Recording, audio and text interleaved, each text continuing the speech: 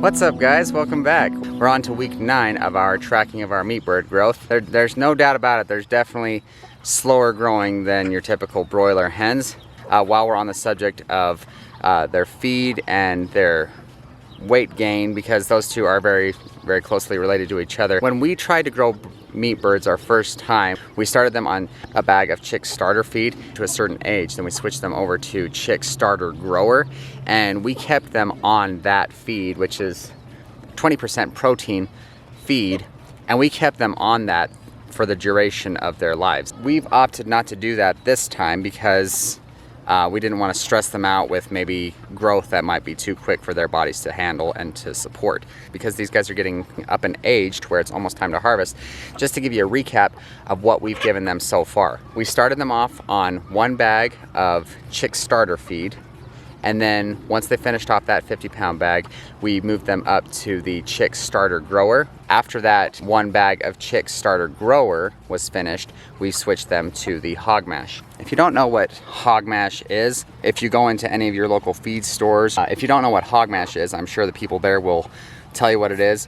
Where we get it, it comes in a bag that it just says very plainly, it just says very simply hog mash on the title. It comes in a white, opaque bag. That's sort of what it looks like. It's very fine stuff. That's what we've kept them on from the time they finished off that 1 bag of starter grower. Here at the 9-week point, they've gone through 1 bag of chick starter, 1 bag of chick starter grower, and then 6 bags of the hog mash. This is what you see right here, this 5-gallon bucket right here. This might be down to about that point. And then they will have finished their 6th bag of hog mash. The nice thing about hog mash, while these guys are slower growing, the hog mash is a lot cheaper than your starter grower feed. So there's pros and cons that you'll have to weigh if you're deciding to grow meat birds for yourself. If you want them to grow a little bit faster, you can keep them on the chick grower, but bear in mind it could stress their bodies out unnecessarily, and it is a little bit more expensive, but the flip side is they might grow a little bit more quickly for you. Anyway, enough talk about feed. Let's get to weighing one of these guys. Epi, I need that piece of twine, please. I need it for the scale. Thank you.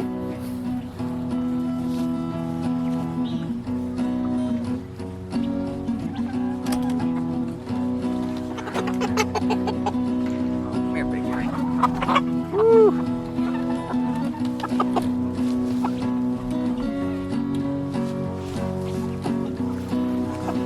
Ooh, they're getting bigger, no doubt about that. All right.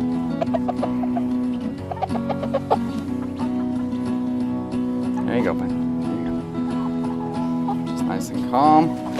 It's okay. It's okay. No stressing. There you go.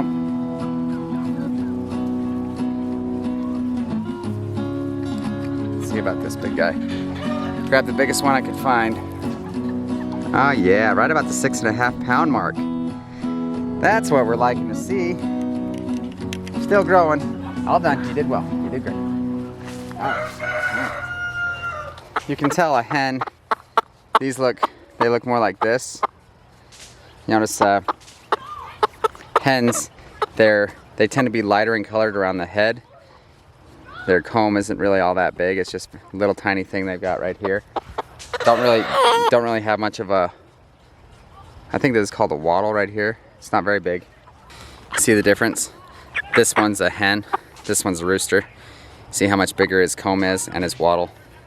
That's how you tell the difference between a rooster and a hen. Now just for fun, that was a rooster that I got. Let's see how a hen does.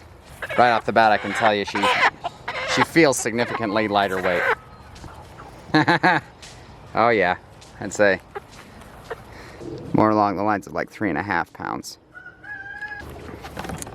So yeah, as you can tell, just to be upfront and honest with you, there is a significant weight difference between the roosters and the hens. As you can imagine, you know, the males are significantly big. That's just usually how it goes. The males tend to be bigger and more beefy, no pun intended. As you can tell, that hen was quite a bit smaller, which that's okay.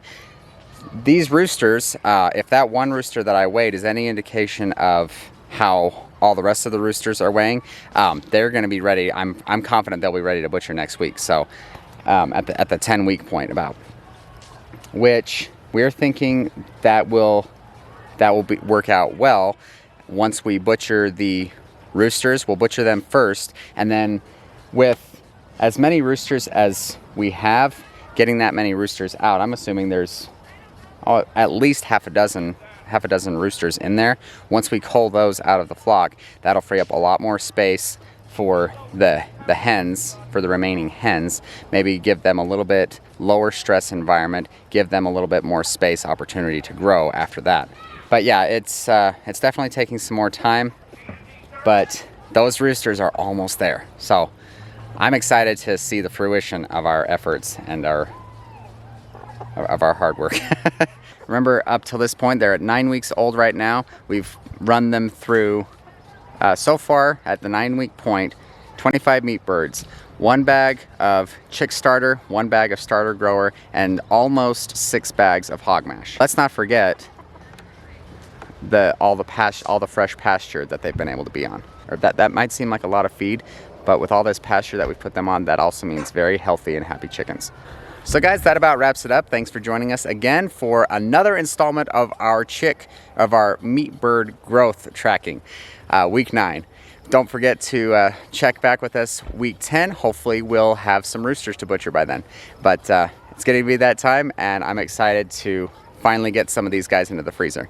But until then, we hope you don't forget to like this video and subscribe to our channel, and hit that little bell icon so you can be notified whenever we post another video.